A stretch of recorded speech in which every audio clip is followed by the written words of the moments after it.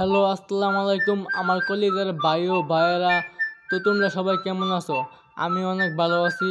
আর আজকে তোমাদেরকে অনেক বড় একজন সেলিব্রিটির সাথে পরিচয় করাবো। দেখো তোমরা তাকে চিনো কিনা।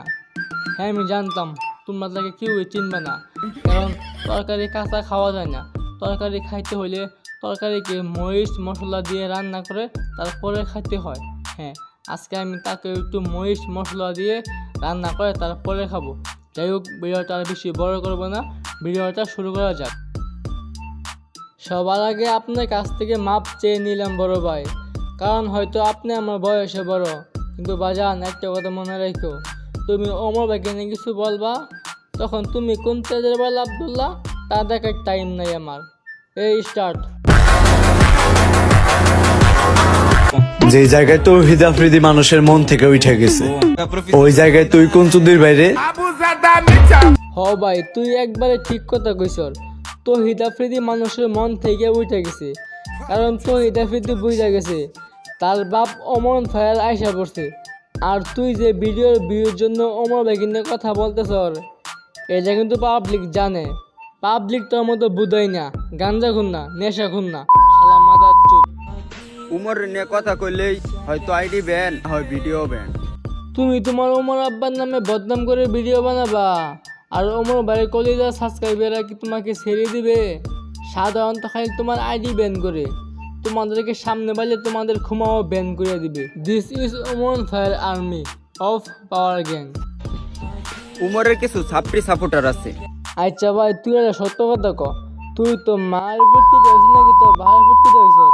আমরা যদি উমরের ছাত্রী সাপোর্টার হই, তাহলে তুমি কি ভাই? এখনো সময় আছে, তুই ভালো হইয়া যা।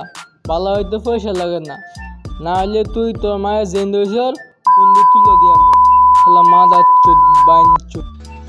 এক সময় আমি উমরের ফ্যান ছিলাম। ও আচ্ছা, তাহলে তুমিও এক সময় ওমর ভাইয়ের ফ্যান ছিলা, তাহলে এখন কেন বদনাম করতেছ? ও সরি, ভিডিওতে ভিউ আসে না, ভিউ দরকার তাই না? দেখা করার পর আমি আর তার ফ্যান নাই। কেন ওমর ফায়ারের আর্মিরা কি তোমার ফুটকি মারা দিছে? ও সরি, তোমার দন হিজলার তো ওমর ফায়ারের আর্মিরা সুসেও না। হিজলা মাগি মাদার চুদ গুড মর্নিং। তুমিও চাইলে একবার দেখা করে আসতে পারো, তাহলে আমার মনে হয় তুমিও আর উমরের ফ্যান থাকবা না। ওমা তাই নাকি? সত্যি কথা?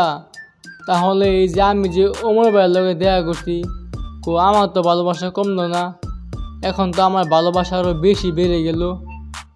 সাদা হিজলা মাদার চুদ, তো হিজলা তো আমার তো খালি গোবর আর গোবর।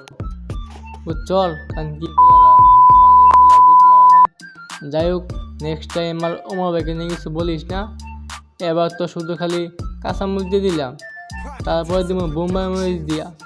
This is Oman fire army of power gang. তো যাই হোক, বললে মাফ করে দিই ছোটো ভাই বড় ভাই।